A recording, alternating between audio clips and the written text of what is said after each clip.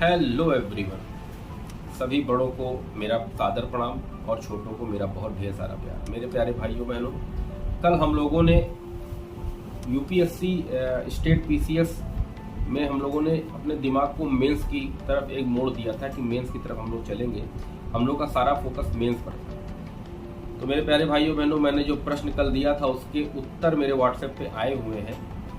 कई बच्चियों ने भेजे हुए हैं, लेकिन मैं सच बोल रहा हूँ, मैं अभी किसी का उत्तर, वो जो प्रशासनिक उत्तर होना चाहिए, अभी तक किसी का उत्तर नहीं आया। लेकिन कोई बात नहीं, आप लोगों ने अपना बेस्ट किया। उसमें से एक बच्चे ने पूछा अभी तक सर राष्ट्रपति का रबड़ स्टैंप है, इसको फिर लास्ट में कैसे हम साबित करेंगे कि वो महान है या अच्छा है, तो इसके बारे में थोड़ा बता दीजिएगा। तो मैं बता दूँ, उसी चीज़ पर हम लोग चर्चा करेंगे। जो प्रश्न हमने कल दिए थे उस पर आज हम चर्चा करेंगे। मैंने कहा प्रश्न राष्ट्रपति का रबड़ स्टैंप है, तो सीधी सी बात है कि ये लोकतंत्र है, गणतंत्र है, जनतंत्र है। यहाँ पर जनता सर्वोच्च है, संविधान सर्वोच्च है। जनता अपने द्वारा चुने गए प्रतिनिधि को चुनती है, वो विधायक हो या सांसद हो चुनती है। विधायक होगा तो विधानसभा में, सांसद होगा तो संसद में जाके बैठेगा, और अपने क्षेत्र के बारे में अच्छा रूल रेगुलेशन, नीतियाँ क्या होनी चाहिए। मैं फैजाबाद का मान लीजिए सांसद हूँ, तो मुझे फैजाबाद के बारे में जितना जानकारी होगी, क्या राष्ट्रपति को होगी? क्या राष्ट्रपति को फैजाबाद जिले की जानकारी होगी? क्या?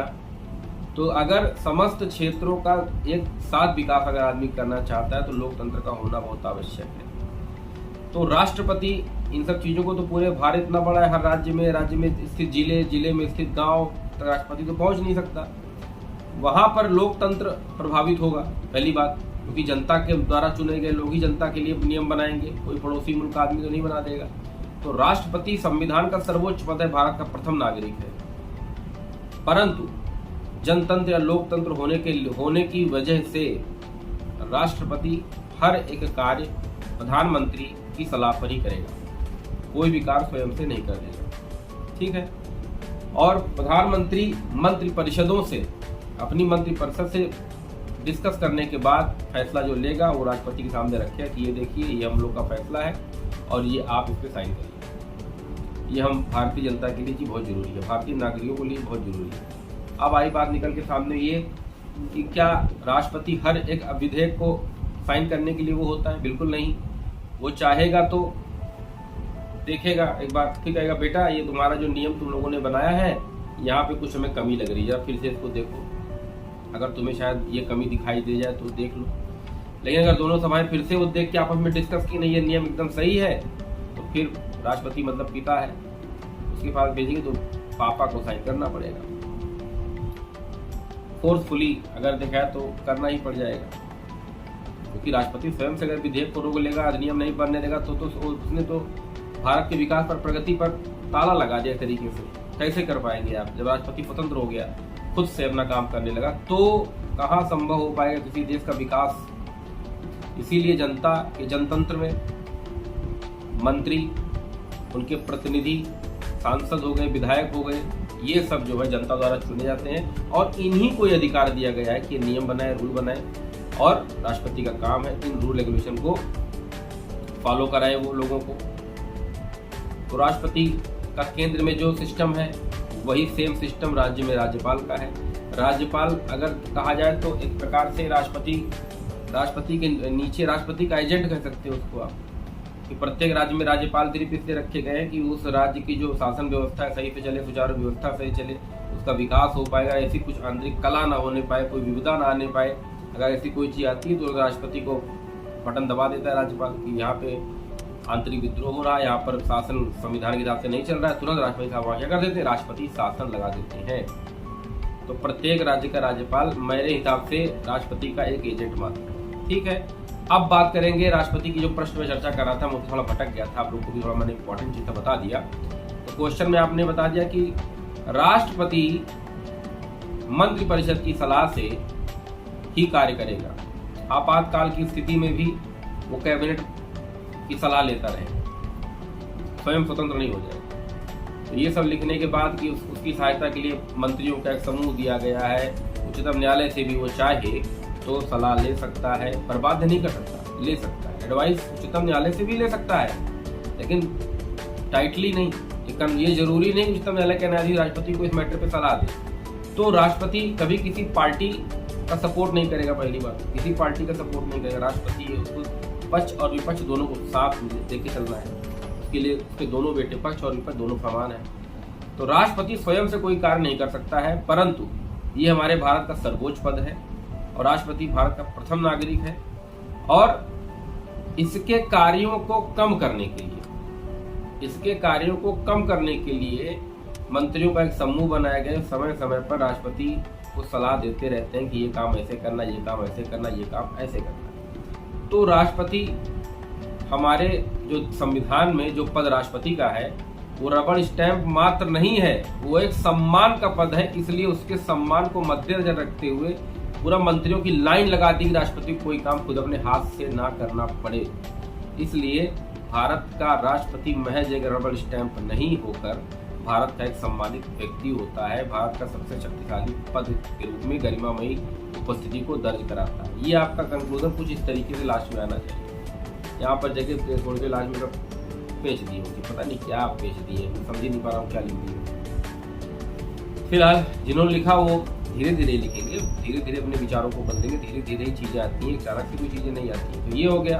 अब आज एक प्रश्न मैं पूछ लेता हूँ, आप लोग बताइएगा, मौलिक अधिकार और राज्य के नीति निर्देशक तत्वों के बीच में प्रमुख विशेषताएं और अंतर क्या क्या है?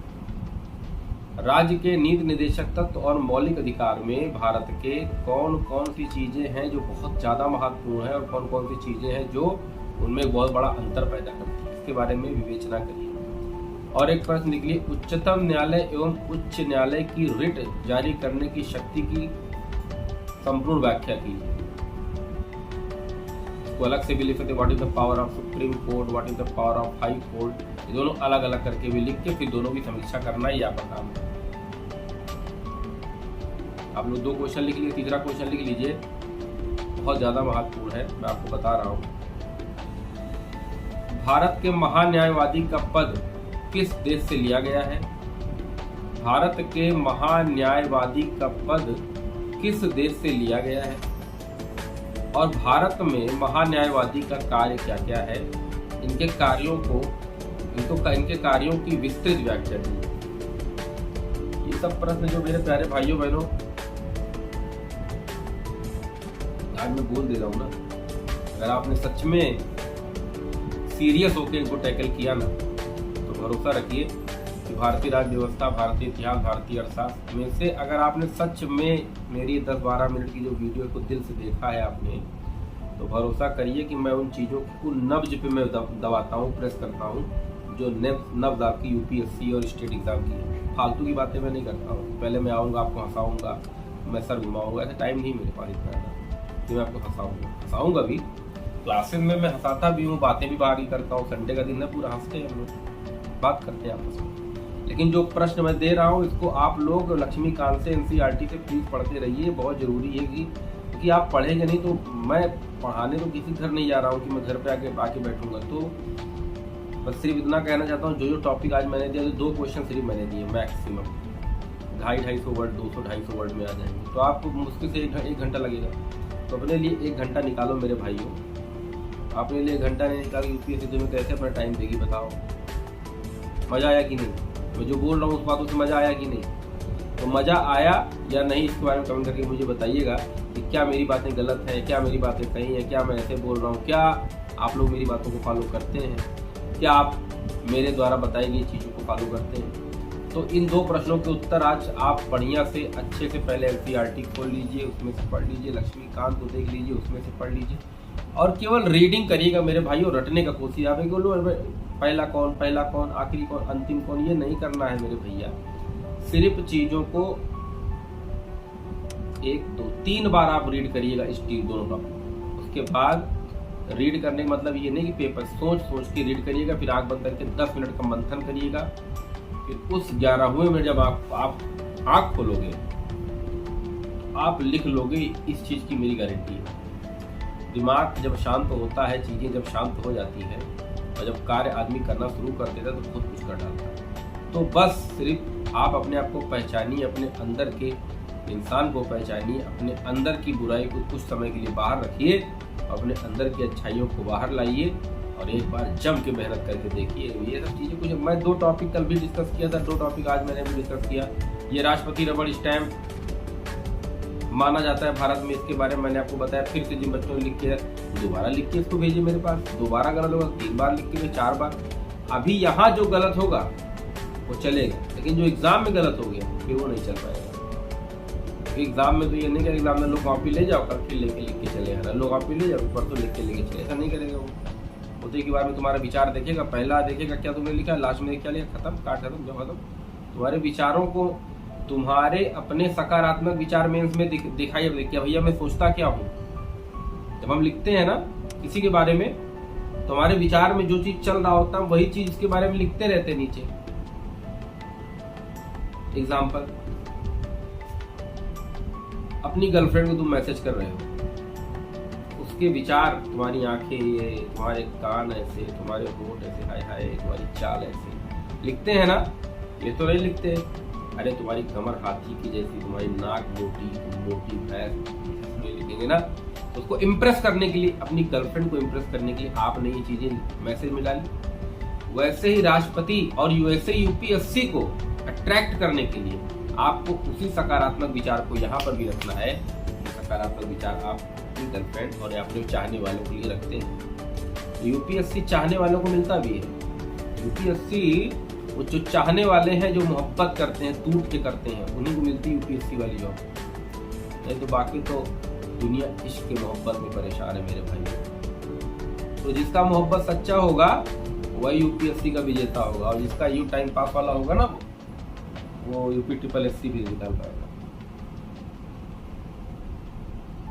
तो मोहब्बत महबूब से और यूपीएससी दोनों से सच्ची करिए। और 2 प्रश्न मैंने आपको दिए, 2 टॉपिक हो गए, एक फंडामेंटल राइट्स हो गया आपका, एक डीपीएसपी। दोनों को पढ़ेंगे तभी दोनों की विशेषताएं लिख पाएंगे।